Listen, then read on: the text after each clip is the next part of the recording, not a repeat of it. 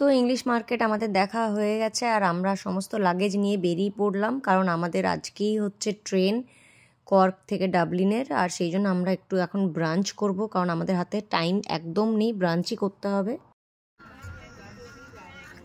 কর্কে বসে এখন ব্রাঞ্চ করছি। আর এই দেখো, এটা আমার টি, এটা সপ্তর কফি, এটা রিওর কেক।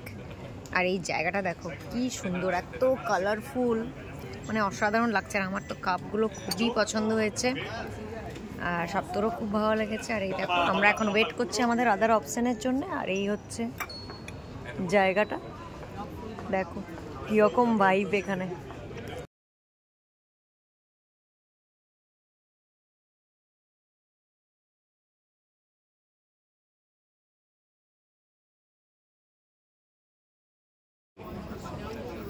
সো আমাদের আদার অপশানগুলো এসে গেছে। এই দেখো, আমি গার্লিক ব্রেড নিয়ে নিয়েছি উইথ চিজ, আর সপ্ত নিয়েছে ফিশ অ্যান্ড চিপস, আর রিও এটা থেকে খাওয়া শুরু করে দিয়েছে ফ্রেঞ্চ ফ্রাইস।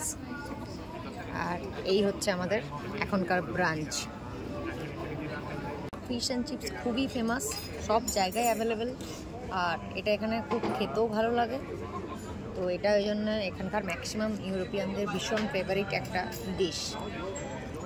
তো এরপর আমরা যাচ্ছি বাস স্টপ, আর সেখান থেকে আমরা যাব কর্ক স্টেশন, আর তারপর ওখান থেকে ডাবলিন। আর আমার এই আজকে ছোট্ট ব্লগ কেমন লাগলো অবশ্যই জানিও কমেন্ট করে। Bye bye, take care.